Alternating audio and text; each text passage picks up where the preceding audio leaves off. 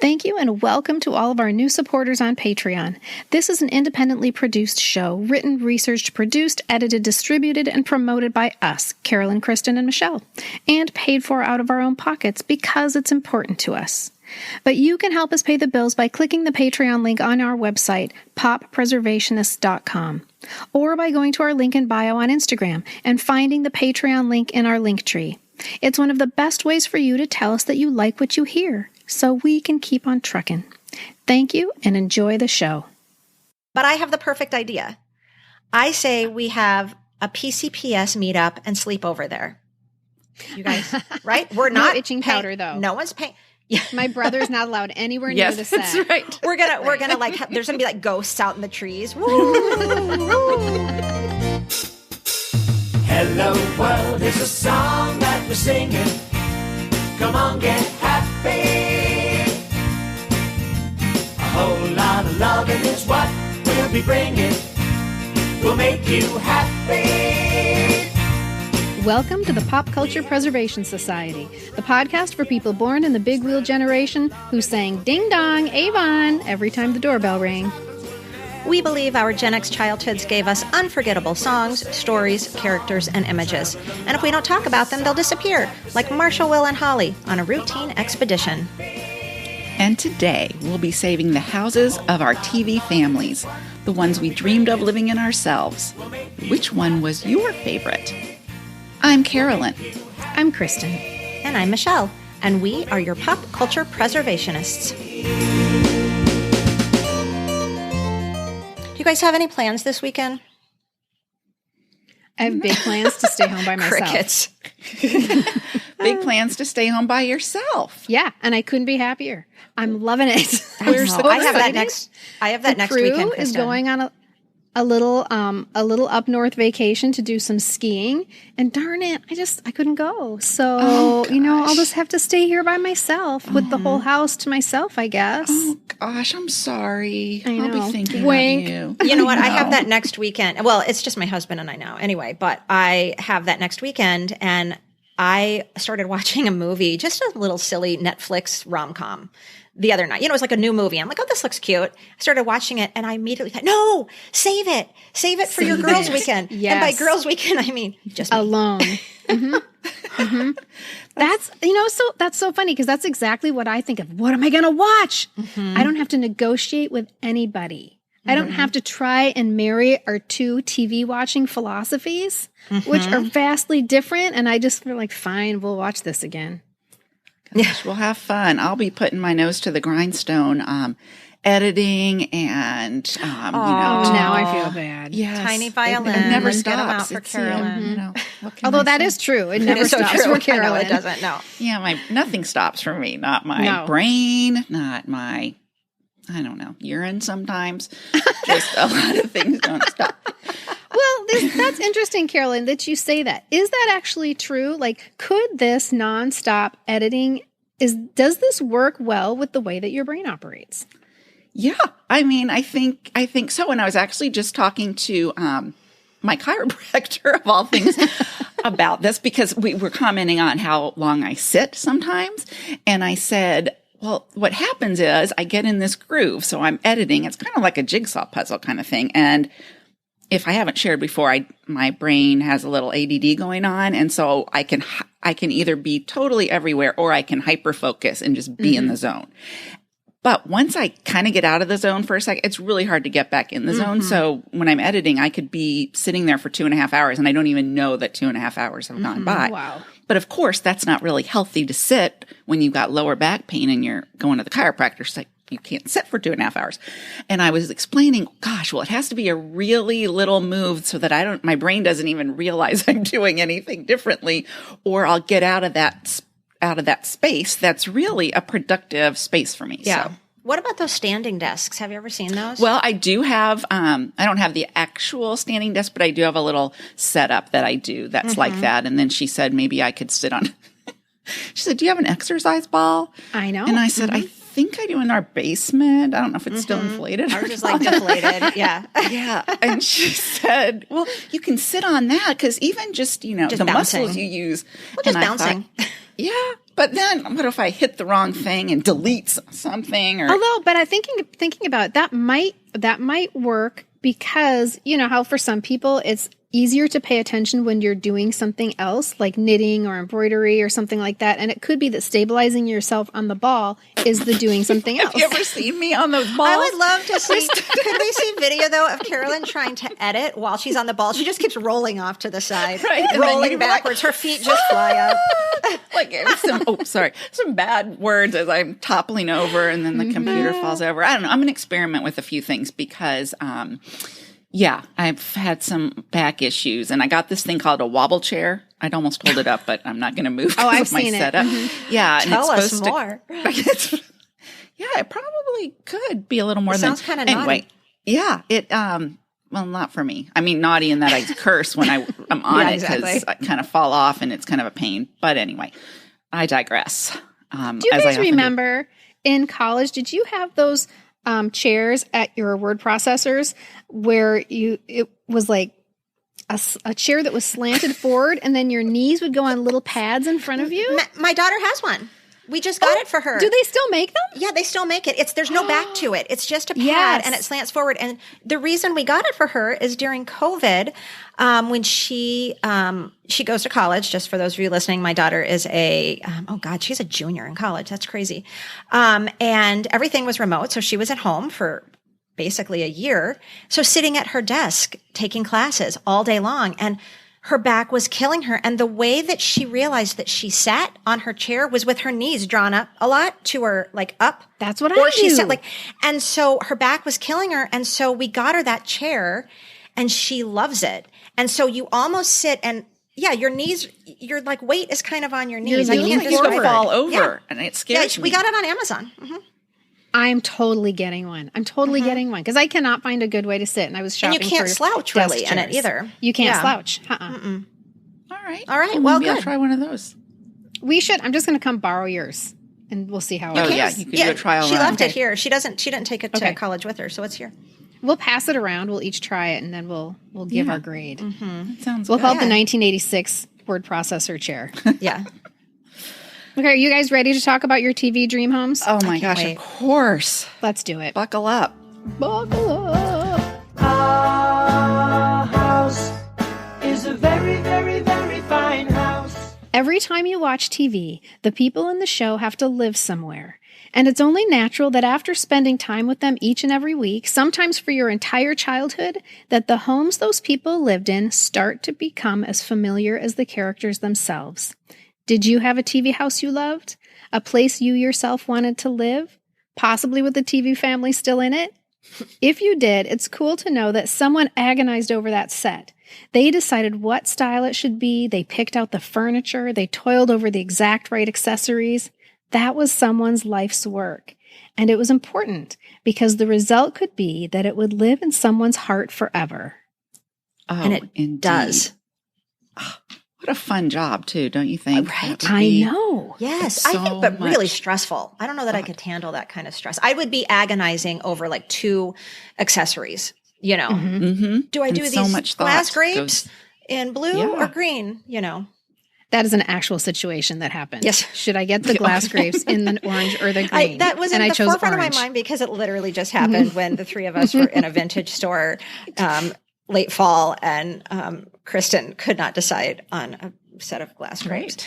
And the but yeah, orange was the proper choice. it was the proper choice, especially for your house, I think. Yeah, I think but so. Yeah, I think the home is so vital to our memories of these TV shows. You can't separate them, really. Because I don't know about you guys, but I often remember details of the homes way more clearly than I do the series. Like if you say a series went on for 8 years that we loved, sure, I might remember an episode here and there, but I'm going to remember everything that was in that kitchen or everything that was in that on that coffee table. Yeah, those homes, kind of like you said, Kristen, they're almost like another character. I mean, that's how they almost breathe. They live so much in our memories that way. And again, like you said, the time and the effort that go into choosing everything from the exterior, what it's going to look like, to the interior shots, to every little thing that's hanging on the wall, it is an enormous task. And so right now I want to just do a quick little evolution of TV homes with you guys and how what we see now has kind of come to be. Because originally shows like I Love Lucy, Dick Van Dyke, those were filmed, as we remember, in front of live audiences often in a studio. So those were all sometimes within like a big building. There would just be different little studio sets within those. But then during the 50s, some of the film production companies out in LA started to realize that this TV thing was maybe going to take off and they wanted to get in on it. So they developed kind of television arms out of their movie studios.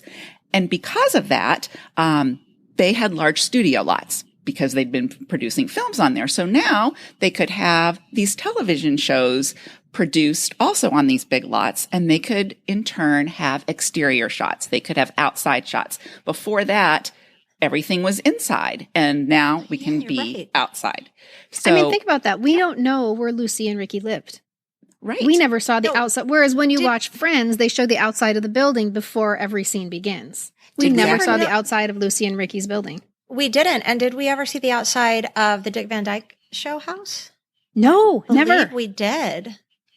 No, we didn't. And so now these large studios, they could even have a whole neighborhood, of suburban streets that they could incorporate. So now all of a sudden, Leave It to Beaver doesn't have to take place just in a studio with interior shots. We can go walking down the sidewalk with Leave It to Beaver. We can go into town with Leave It to Beaver.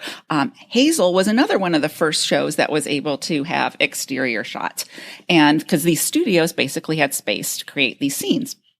So some of the studios you might recognize the names of. We had Columbia Films, which is now Warner Brothers. And they were one of the first studios that incorporated a television arm. Their huge backlot is known as The Ranch. The Ranch features such iconic TV homes as Darren and Samantha Stevens' house from Bewitched, the houses from I Dream of Jeannie, and the Partridge Family. And also, The Ranch has probably what is the most famous water feature in TV history. What? I know. Well, it's that fountain from the opening of Friends that is located on the lot, the ranch lot. So they did reuse a lot of the sets, especially the exteriors. Another back lot that we're probably all familiar with is the Universal back lot. So that was another film company in the 50s that had started to produce television shows. And their kind of suburban street where their houses are located, it's called Colonial Street. And this is where you'd find the homes of the Munsters, the Cleavers. Well, one thing that's so interesting about when you do those tours, because we also had done the Universal tour, and it's so interesting that it's truly just the shell. It's just the front of the house. Right, it's just the exterior. It's not a cardboard cutout of a house, but it almost is. Like if you walk through the front door, there's nothing in there. But they're just facades. Yeah. And yet people still have to come out the door, right? Like a lot of the exterior scenes are people coming out of the house. So they're just going through a facade. I swear I can see Keith Partridge coming out. Oh, you can. Door. I'm going to say because they would put up what they called an L wall. The Stevens house is another example of that, and probably the Partridge Family. So it was just behind the front door. So it looked like there was something beyond that. So you could open the front door. Truly, there wasn't the rest of the house, but there was this kind of makeshift wall that made it appear that there was So it didn't look like there was a mountain in their house or something. Correct, or a bunch of, because yes, there are a lot of facades, and then they do have some of the homes where they'll have like the other three walls and a roof, but there's nothing inside. They use it for storage of like light fixtures and that kind of thing. Weird. So they don't. That makes me feel bad. I don't like that. There are some things. Yeah, you learn, you make you feel bad, a little bad. Didn't it drive you crazy though when you would see like an exterior establishing shot of the house? I'm just thinking right now of like the Cosby Show. So you'd see like the exterior, the Huxtables, almost like a brownstone. And then you would immediately be inside and they're all in the living room. And I would always be going, okay, so that window so wait a minute. Like I would be picturing what I just saw as the exterior. And then I'd be trying to figure out where everything was. And if it didn't match up, drove me crazy. And it didn't match up often, like in houses where you would see the exterior. And then when it would be the interior, you're going, wait, that's not where that window is, or that doesn't make sense. There's no way the upstairs could go that way. And you think someone's job that's all they had to do. All they had to do was to build the if they say this is the outside house, this is what we want their house to be.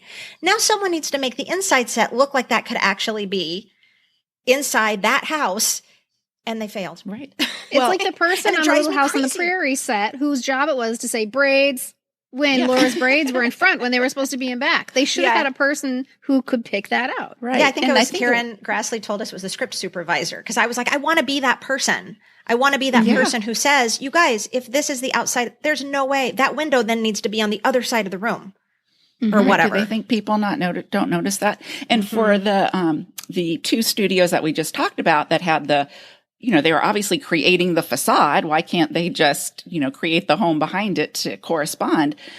They had that option, but Paramount Studios, again, another film studio in the 50s that developed television shows, their lot was not that big in LA that they had. So to create these exterior scenes for homes, they would actually go to surrounding neighborhoods and find a home that they thought would represent the Brady Bunch, for example. So that home is not located on a lot that's a real person's home. It's located at 11222 Dilling Street. The Cunningham's home is another one that's just a few blocks from Paramount, and that's obviously from Happy Days. We've got the Clampetts mansion from Beverly Hillbillies is in Bel Air. Oh, that's real? Yep, that is. Oh, that's interesting. So there's an address for the Clampetts house. There is. And there's a website that gives you all of those addresses that you can go if you want to do actual tours. I tried to look up because family was another one because you've stood in front of that house, Kristen. I was trying to see if it was a Paramount production and I couldn't find that before we met today. But that's another example that home was not very far. I mean, obviously you were there. And people still go like Kristen and stand in front of some poor family's home that's just trying to eat their breakfast. Get your picture taken. Oh, God, I do. Yeah, I do that in a hot second. That's right. Oh, I actually went up to a house that did not go in the Cosby set. And I went up to the door and had my picture taken opening the door just because it looked like the Cosby house. It wasn't even the Cosby's house. But I'm like, it's close enough. There's a creepy lady it's at our funny, door. That was me, the creepy lady. It's funny you bring that up because perhaps one of the most iconic homes is located not very far from us. It is Mary Richards' home from the Mary Tyler Moore Show, and that was in Minneapolis and still is. So many of us dreamed of living in some of these houses, and we decided to ask our society members which TV house they would want to be their dream home. And without even counting the votes, we know exactly which classic TV home you all want to live in. If you grew up in the 70s or the 80s, the TV home you fell in love with and knew so intimately was the Brady Bunch house. We know because we feel exactly the same way. We all wanted to live in that house. Absolutely. Yes, of course. Yeah, the Brady Bunch house is so beloved, and we have so much to say about it. And it is just such an icon of 1970s architecture and design that it deserves its very own episode. And don't worry, you guys, it will have one in an upcoming season. You guys, at this rate, I think we're going to have like 187 seasons. I know, it's true. We keep having all these great ideas, and we have already like planned a season, and we're like, well, next season, and then we think of other things. Anyway, but the actual house at 11222 Dilling Street actually did get its own series on HGTV just a couple of years ago. And I'm sure I'm speaking to the choir with our society, but for those of you who don't know, when that actual house, the one that was used for all the exterior shots, when it went up for sale, it looked like Brady Bunch superfan and NSYNC singer Lance Bass, which I think that surprised a lot of us so much. He was going to buy it. But HGTV outbid him and bought the house for $3.5 million in August 2018. And yes, Lance Bass was terribly disappointed. But that made me love him so much more. I know. Yes, like he's one of us. Well, he could be like my child, I think. But it all worked out for him because I think he ended up being like some sort of producer on the show. So he still has a connection to it, and he still, cha-ching, made some money from that. So, and then in November of 2018, HGTV began production on a Very Brady renovation where all 6 Brady kids came together and worked alongside some of HGTV's stars to transform that home into the replica of the original Paramount Stage 5 set. And they did. It was insanely Wow. detailed and just so impressive. They completed that renovation. That was just in May of 2019, and the show premiered in September of 2019. And you guys watched it, right? Oh, God, yes. I couldn't wait for that. I know. So exciting. And both Mike and me. I mean, it's so funny when somebody that is not normally as nostalgic about the same things as you are is right on the couch there like, we have to see if they got the bathroom done. Like, he's just so excited. But the show appealed to everybody, though, because did. they had to actually reconstruct that house. Like I was just saying before, drives me crazy how many exteriors look nothing like. It's not possible for the interior to match that exterior. The Brady Bunch house was one of them, and it wasn't possible for everything that was in that house to belong to the same exterior. But by gum, HGTV did it, and they did it with a whole bunch of construction. But it's so fascinating. So yeah, each episode, it featured a different pairing of Brady kids working with HGTV designers and builders, and they went out searching for the exact props or recreating the fabrics. That one was so interesting with Maureen McCormick, I love went that and one. recreated the fabric for the sofa. Or they even, like I just said, they had to build sections of the home to make it exact, even the backyard. And it's crazy how perfect it ended up. If you happen to not watch it, don't worry. You can follow Very Brady Renovation still on Instagram for the fun videos, and all the reveals are still there. And you can still stream it on a variety of streaming platforms. And as for the new completely replicated Brady'd out house, it's kind of sad. Its future kind of remains unclear. One woman won a contest and got to stay there for a week with her husband. And can you imagine? What would you do? I would dress the part too. I would come with all 70s clothes. Oh, I would want to use the little tiny coffee cups. Like, their coffee cups have like 4 sips of coffee in them because they're so small. They're green. I've looked for them online. I want them. They're green with those little like ovals on them. I can't find them. I would sit on those 2 chairs, in the living room and read the paper, or I would like needlepoint like Carol did. Like, I would do everything they did, I think, if I was going to be there for it. Anyway, they've given some celebrities private tours since, but you guys, they can't really open it to the public because of all the zoning laws in the neighborhood, because it's a neighborhood. So they can't make it an Airbnb. They can't make it like a museum. It's a neighborhood. So it's kind of unfortunate. But I have the perfect idea. I say we have a PCPS meetup and sleep over there. You guys, right? We're No not itching powder, though. No one's paying. My brother's not allowed anywhere near the set. That's right. We're gonna like, there's gonna be like ghosts out in the trees. Woo, woo. We're not gonna charge anybody. We're just gonna say, come on over. We just gotta arrange it with HGTV. But I think that would be like a really, really cool place. Bring to some do it. records and your transistor radio. Well, maybe if No playing ball in the house, though, everyone. No. if we did charge, we could do it like a fundraiser, and then maybe HGTV would feel, good about it. Like, let's let them come. Everyone pays $150 to have a PCPS sleepover, and then we donate whatever to some worthy cause. Somebody out there has to have a connection. So hear us now. Yeah. You know what? You guys, a couple episodes ago, we talked about our vision boards. I'm adding this to mine. Something will happen PCPS related in that replicated Brady house. I want to be inside. A picture outside will not suffice this time. No. I have to do it inside. We will be inside for a long time. We will sleep there. Yeah.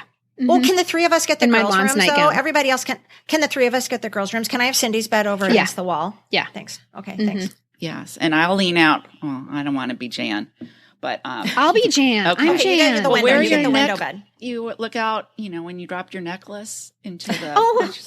when you were looking for the bear For or whatever Fluffy? in the Wasn't it looking for constellation. Fluffy?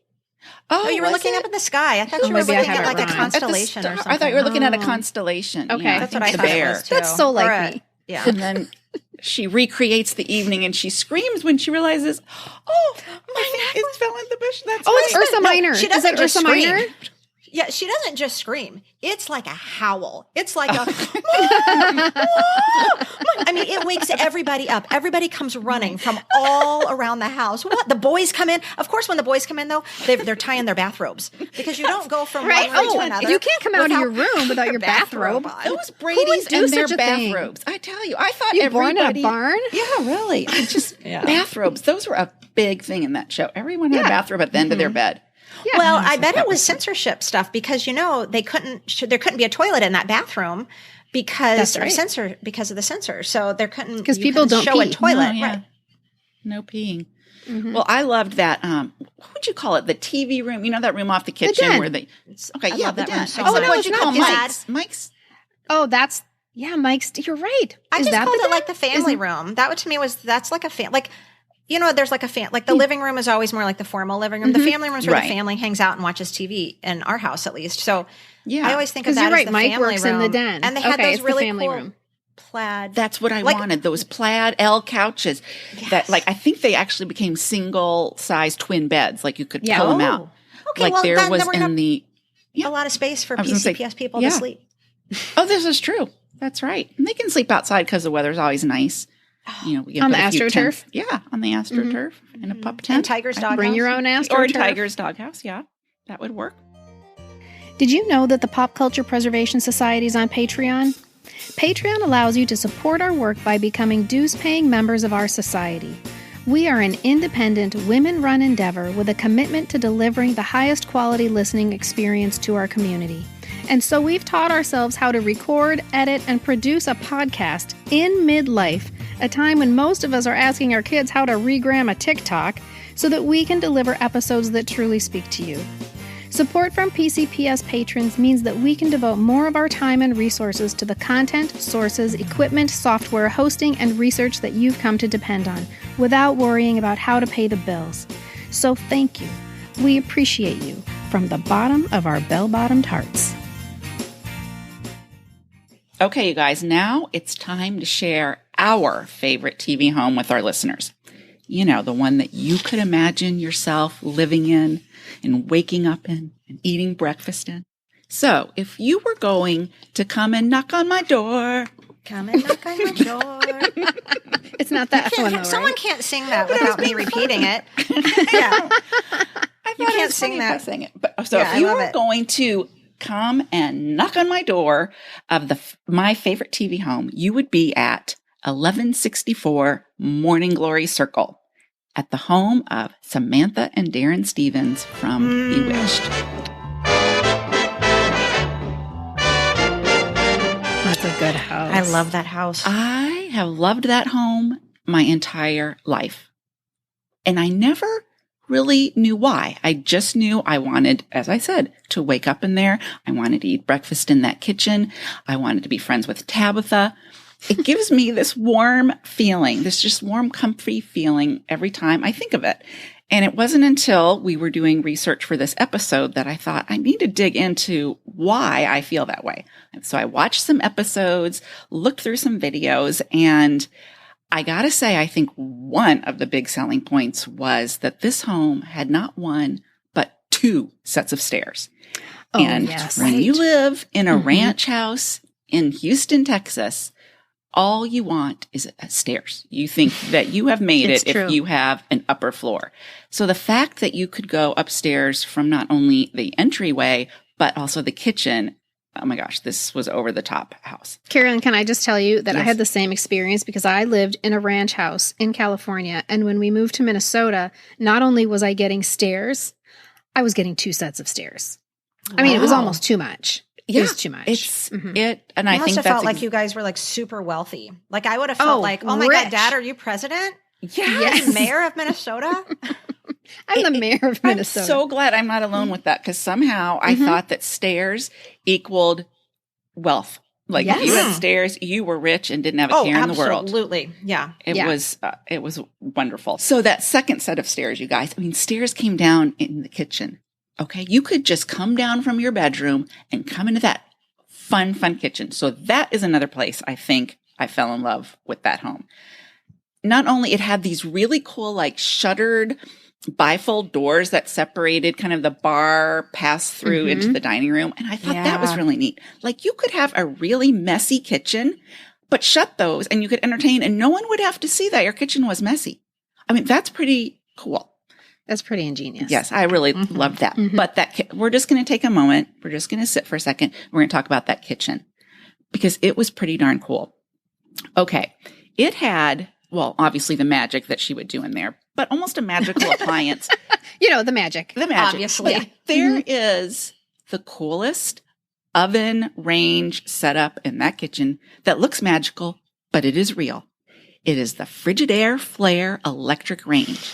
You found it? Oh, yeah. And you too could find one and buy it for your kitchen if you wanted now for a little over $12,500. Oh, okay. But at the time, this was indeed a product, and product placement was actually a big deal on Bewitched. So Frigidaire is getting a nice little plug-in. But do you guys remember this, the range stove situation on Was Bewitched? was it one on top of the other? Yes. Is that right? Okay. Well, it was really cool in that it had the oven part had these like window doors that kind of opened up. That was on the top. Oh, yeah. And then it had like storage for all your pots and pans kind of underneath. So they didn't have a built-in oven into the wall like we might see in another favorite TV home, but you could see everything. It was at eye level, and then you could be cooking down right below it. So everything was kind of in this one place. And then they also had like this, they had a fireplace in there, a brick fireplace in their kitchen, which again, talk about cozy and homey and maybe Little House and witchy. vibes. It's kind of witchy. Well, there you go. Yeah. And there was like, she could have cooked on it, but I never actually saw her using it to cook. To me, it was just kind of a fun. For when Mr. Tate was coming over. Yeah. Mm-hmm. So kitchen I loved. And then above all of that, though, as I really went back and looked, I think it was the exterior of that home. They did spend a lot of time outside. The backyard had a gazebo in it. I mean, it looked like a fun place to hang out. There was a really nice patio with some really nice patio furniture. And at that point in my life, I mean, I loved my home growing up, but we had like those, I don't know, lawn chairs that were kind of webbed. I didn't even know you could have a couch. Woven nylon. Yeah. They make those impressions on the back of your thighs. Oh, yeah. When you Your stand thighs. up. And that was our outdoor furniture. So the fact that you could have like a couch and some chairs and a table blew my mind. So I was very loved swanky. that. I loved that. And I loved the front yard. Because that neighborhood, because we would see the neighborhood. We'd see the Kravitz's house. We'd see the driveway and their convertible in the driveway. And there were trees that were big. And when you grow up in a kind of tract subdivision where all the homes are like the one 3 doors down and they're newly built, so there's just new sod in your front yard, little sapling trees, a few bushes, nothing has matured yet. You can't climb a tree in my neighborhood growing up because you would have broken the tree. There were no branches or anything. Just bends all the way to the ground. Yeah. Like a tree swing. What is that? Like all of those things could not have happened where I grew up. But this home, it had all of that mature landscaping. It just felt like a place that I wanted to open the front door and say, I'm home. And I would do it today. Funny? I loved it. It's like so much of what we like is what we didn't have. Yeah. Isn't that true? Interesting? It's often the opposite of what we had. Mm-hmm. And so that is my favorite home. I love it. What is yours, I Kristen? love it. So when I moved to Minnesota in 1975, one of the first things that my dad did when we arrived was drive us by 2104 Kenwood Parkway, which is the Mary Tyler Moore House.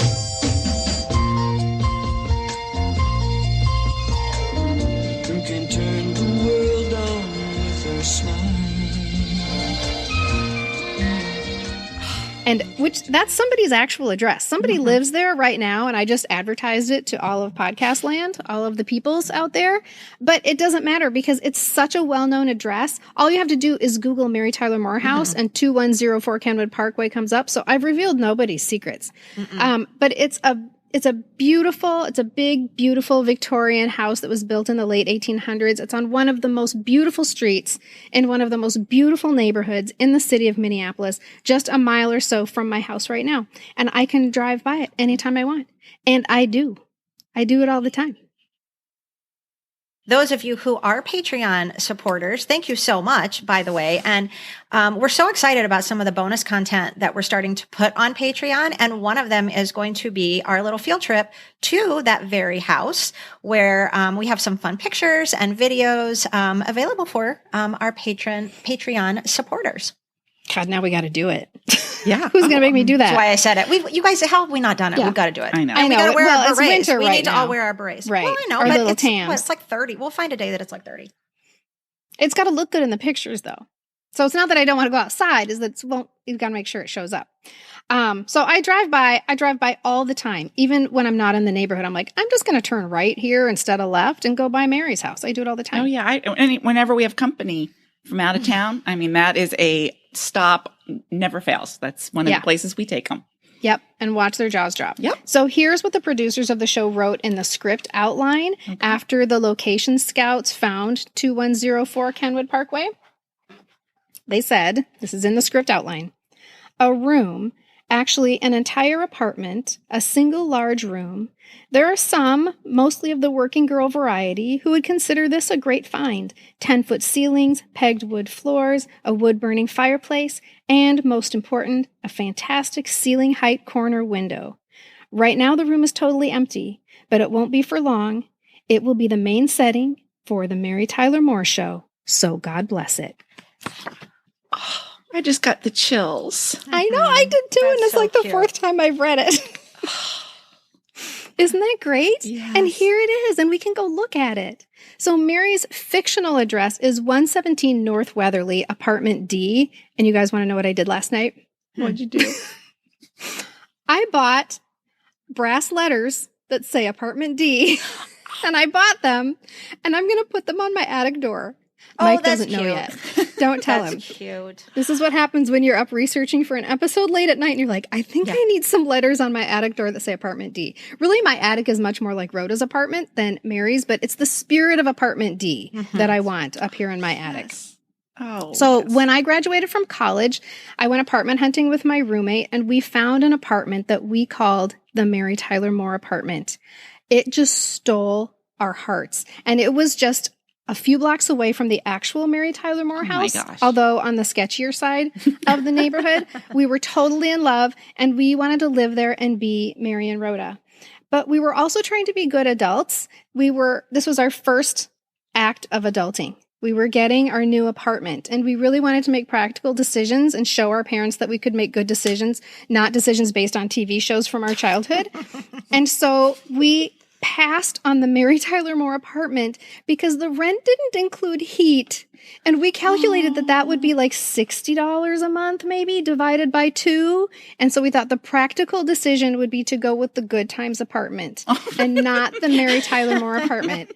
And I have been kicking myself ever since. I cannot believe we didn't take the Mary Tyler Moore apartment. So in the past, some owners, because people live there at 2104 Kenwood Parkway. In the past, the people who have lived there have been pretty cool with people driving by and taking pictures, but some not so much, because back in the heyday, there were busloads of people that would come by every single day, and they would all unload and take pictures of the house. They would walk on the lawn. They would look in the windows. They'd ring the doorbell and ask if Mary was home. It was really bad. And so some people were not. Not Michelle. Not Michelle. Or the person who walked up to a random person's home in Bensonhurst, Brooklyn to get her picture taken when it did not, in fact, involve the Cosbys. So in the early 70s when this was happening, the Mary Tyler Moore Show was coming back to Minneapolis to shoot some more exterior shots of the home. And the person who owned the home famously put up a giant banner across the front of the house that said, "Impeach Nixon," so that they couldn't film any shots there. And that is when Mary moved to her high-rise apartment in downtown Minneapolis. Is that why? Yeah, that's why, because they couldn't get any outdoor shots. I know, I couldn't they also have drive just by used that old- apartment all the time, too. Couldn't they have just used old outside shots? You would think. Yeah, you would think. But then she moves to her dirty apartment in the city. It's supposed to be really nice and modern, but I assure you right now it is not nice and modern. No. No. Mm-mm.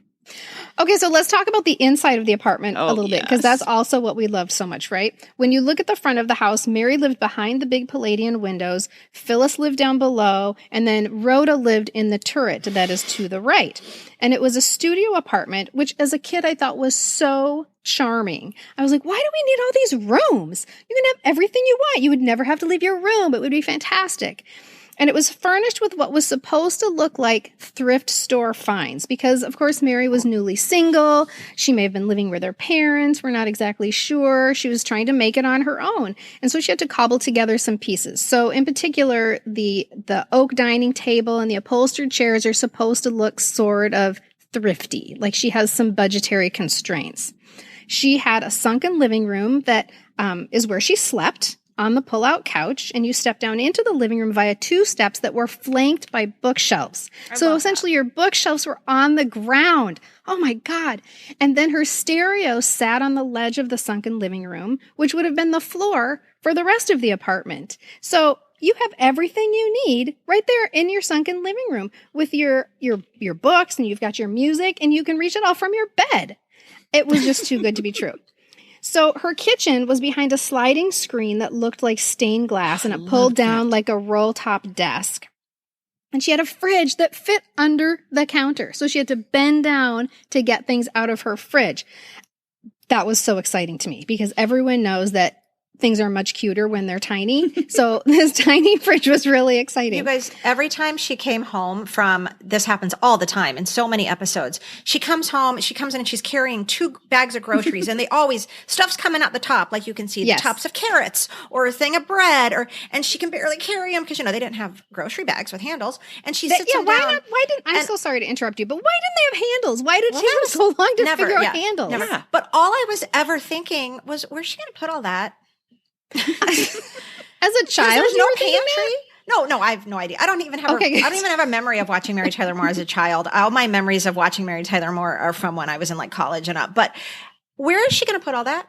That's a very practical question. You can't fit 2 bags of groceries in that tiny fridge. Well, there's not even a because if she, you'd see her open cabinet doors to get out like some cups and some plates. So that's not where she keeps her food. And the booze. There was booze in there. In that cupboard. So there's no room for food. That's just, these are the things that I think of when I watch television. What I thought of watching that growing up and still think of now, I get very uncomfortable that there wasn't some kind of banister by those steps that go down. It's dangerous. It is very dangerous. And carrying those 2 heavy bags of groceries too. Like you could take a tumble. Right. Yeah, I didn't, that made me But you can't make a how the banister would be like 12 inches long. I know, but you still, what were you going to balance on if you needed to get your balance? And really twist an ankle. Do you guys remember the cookie jar that was on her counter? Mm-hmm. So there's a cookie jar that is shaped like a pumpkin, and apparently this is very popular with the internets. People love the pumpkin cookie jar. Did you know that the cookie jar was actually full of real cookies? No. Oh, I bet I do know. I vaguely have a story. Them. Yeah. But they were always full of real cookies so that between scenes they could have a little snack. Yeah. Oh, nice. Keep their blood sugar up. That's right. You got to worry about that. Okay, so over by her door, there was the sweetest little vignette. It was a tiny little table with a white electric typewriter on it that I want very badly. Mike, for Christmas, I want that white one typewriter. Just passed, so that's yikes. It takes him a while to listen to these episodes, so he might get it in time for next year. And then you would sit at the tiny little table on a little wicker stool, and you would type your letters. And then when you were done, you would reach into a tiny cabinet that hung on the wall, and you pull out a tiny drawer, and that's where you get your stamp. Yes, I love the stamp drawer. It was so cute. And we know this from the time that Lou Grant came over drunk and somehow needed to write a letter, and he sat on that tiny wicker stool and typed out his letter, and Mary got him a stamp. Wasn't it? Mm-hmm. Oh, was I think it was to his wife, Yeah, I think it was. I was trying so hard to remember what that was. And he looked so funny balancing it on that tiny stool. Mm-hmm. He's like an elephant sitting in a school desk or something at his tiny little desk.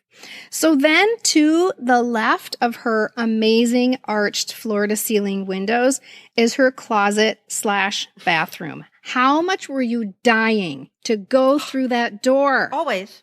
And see her bathroom. It never made sense to me, though, that she had that big of a closet, like a walk-in closet and bathroom, but no bedroom. But no bedroom. Because I used to always think, why couldn't you just, like, sleep in that closet? Like, you could tell that cot in there. Yes. I thought that same Do you thing. really have that many clothes? That also, the balance did not work out Again, for these me. are the things we're thinking of, Yeah. and it really wouldn't have worked well for the television show they were shooting. I mean, Right. you needed Mary to sleep out there in the big open space where the cameras could fit, and they didn't need to, construct a little tiny set that looked like her closet. Well, and these were the days when we all had the one closet with the bifold doors, right? That's the era in which we're living. And so the idea that she had a closet that she could walk into was unheard of. Like, yeah, why wouldn't you just put your bed in there? So, no, we never got to see the bathroom, and that drove everybody crazy. And then last but not least, I saved the very best for last. The most famous part of Mary's apartment is the letter M on the wall. It's the M that inspired an entire generation of people to put initials on their wall, including me. And me. Did you have one too? Oh, gosh. Well, mine, it wasn't wood, though. It was kind of cork, so it could also be a bulletin board. But I have a picture of it. And I mean, the only reason of course you have to have an initial on your wall. That's like, Of course you do. Yes, of course you do. Yes. I got mine for my birthday from my friend Kristen, and her father made it for me in his wood shop. Oh, wow. I have a handmade K. And now that I'm thinking about it, it's in a box somewhere. I'm going to get that out and put it in my attic that says apartment D. I think you need to. I'm going to do it. You need a drawer for stamps, okay, so that too. I need a little place for stamps. Mm-hmm. Okay. And then we can hold like a webinar for children on where to put the stamp. The set designers, I need to tell you about that letter M. The set designers had a very specific purpose for that M. That M is there for a reason. And that is to signify that that apartment is hers and hers alone. She doesn't share it with anyone else. She takes full ownership of it and responsibility for it. Wow. They really think through stuff, don't they, those set Independent designers? woman making it I on know, her she own. really is. So I've not given up on my Mary Tyler Moore house dreams yet. So right now it's a 9,000 square foot house with 7 bedrooms and 5 bathrooms. But long ago, it was divided into condos. And this is my retirement dream. I want somebody to go back and turn it into condos again. And this is where I will live out my golden years. And Mike can take the turret apartment and be my Rhoda. Well, I think we have the makings of a He new gets a hot HGTV plate. series. Don't Yes. we? Don't you think? Yes. Next time it's for sale or Yes. I agree. because it takes forever whenever that place goes on sale. It's on the market for a long time. It's news. Every time it goes on the market, it's big news. It is. And the last time it sold in 2017 for $1.5 million, which is half of what it was on the market for 10 years prior. So somebody bought it for $3 million and sold it for $1.5 million. Oh, that was what a bummer.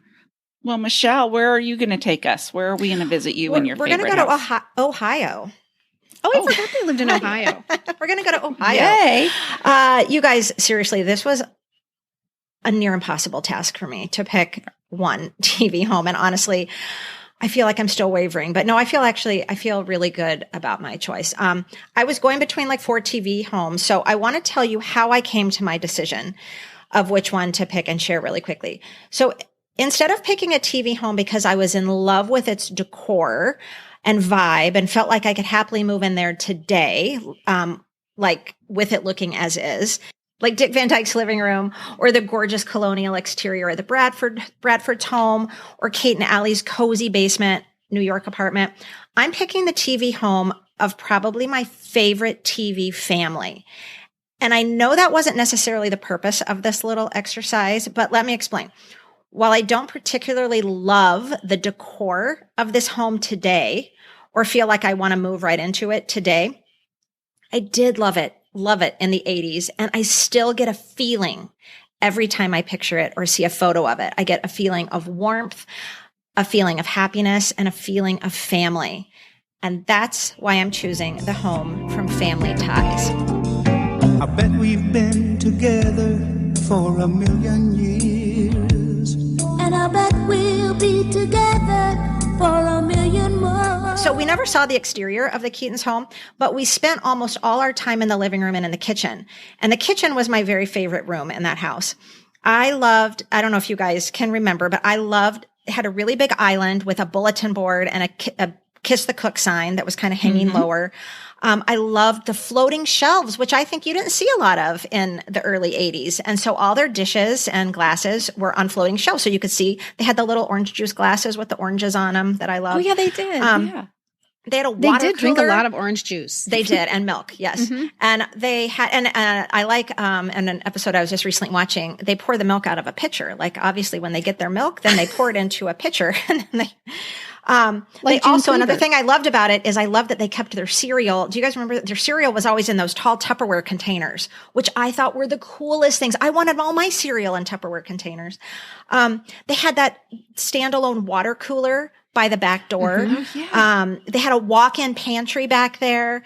The kitchen was just full of plants with ivy everywhere. They had shelves above, like really high, like an open shelf above the like that back room with the French doors, which I loved, was the laundry room. And there's a shelf really high that they have a lot of like tchotchkes and like old mugs and stuff like that, but lots of plants with ivy and everything. They had that round table, you know, by the door that they all sat squashed on one side of, obviously, so we could see all of them. Elisa's drawing table was pushed over by the phone. She worked in the kitchen because it was such the epicenter of the home. And then they had this giant commercial grade Wolf oven and stove. And behind it was this exposed brick wall. And it just almost looked like a restaurant over in that section of the kitchen, which I loved. And then the living room. Now, the living room was very 80s, and it was peppered with some serious Victorian flair, like the Tiffany lamp, which is iconic, an iconic Family Ties set piece. And I believe it's Tina Yothers, who played Jennifer, who has that currently. And then there's that yellow camelback Victorian sofa. And it was really kind of small and cluttered, but I feel like it was just so warm, and it just totally reflected that family. You know, every wall in that house has frames, like collages of frames. And, oh my gosh, the living room has that beautiful carved mantle, over the fireplace. And then behind that Victorian camelback sofa, there's a little alcove with a, window seat that I don't remember ever seeing anyone use in that area of the living room. But one thing I did love is all the windows in that house are leaded glass. Even the front door has a leaded glass window. But you can see in that little alcove, almost looks like a leaded glass / stained glass type of situation going on. And then Alex's room, it looks like Alex's room might be like in a little turret. I can almost picture what the outside of that house looks like, even though we never saw it. They never showed the exterior on that one? One thing that always baffled me, though, and those of you that are big Family Ties fans listening, please let me know if you know the answer to this. Why was there a full-on table and chairs for 4 in the entryway? The answer, I know that you might be saying, well, because they sat at it sometimes. Of course they did, but who has a table with 4? It looked like it could have been like another table that went in a kitchen or something, and it was right in the entryway. And I have seen episodes recently where Stephen and Elise are sitting there and they're having cheese and crackers with some guests. And that's because, you know, Alex, Mallory, and Jennifer are in the living room. So obviously all the actors in this scene can't fit in that tiny living room. So that's a purpose, but it just seems like doesn't it seem like an odd decor choice? Well, because it was full size. It wasn't it wasn't a table where you put your keys. No, it was a full-size table. Right. Well, and a lot of people that have bigger homes have big round tables in their entry that they might put a beautiful arrangement of flowers on or some picture frames house for that. No, yeah. Right. This is 1, it's a small house, and 2, it has 4 chairs around it. Anyway, so because Family Ties and the Keatons were just so impactful for me in the early 80s, I mean, that was my show. I loved it. And so that home actually feels a little bit like home to me. Anyway, a fun fact, it was modeled exactly after the childhood home of executive producer Gary David Goldberg, who very familiar name in sitcom history. And he not only modeled that home after the commercial grade Wolf range and oven, big contraption in the kitchen. He put that in there because he had one of those in his home, like at the time. And so he wanted that in there. Yeah, those are all very purposeful choices. Like you're not going to put that oven and stove combination in a kitchen without having a reason to do so. And also, I think that house was very unique. So also you wouldn't make those, those Victorian things, I was going to say the humpback couch. That's not what it is. The camelback couch, that's a very purposeful decision. That's not the kind of thing you saw on TV that often. So those are all, there's a reason for all of it. That's right. Yeah. I think it helps us learn more about the character of the family. I mean, all of those choices tell us things that you don't have to spell out, but we get that vibe from. So yeah, those are all excellent choices, ladies. Thank you. I give you a thumbs up for those. Our house is a very, very, very fine house. And thanks to all of you for listening today and coming along with us into our favorite TV homes. Make sure to come back next week for part 2 of this fun conversation, when we'll share the favorite TV homes from our Instagram society, as well as talk to a graphic architect who designs unbelievable replicas of all of those homes we've been talking about and walks you through them on her YouTube channel. Yeah, she is incredible, and it was so fun to talk with her. And as always, thank you for all your support and for sharing our podcast and page with others. If you'd like to take your support to the next level, check out our Patreon page at patreon.com and then just search for Pop Culture Preservation Society. You can help us keep this society trucking and get fun, exclusive perks in return. And this week, we would like to give a special thank you to patrons Gail, Melissa, Elizabeth, Dina, and Jennifer. The PCPS is honestly made possible by people like you. Yes, they are. And now it's time for a toast, courtesy of the cast of Three's Company. To happy days. To good times. The Little House on the Prairie. Cheers! Cheers!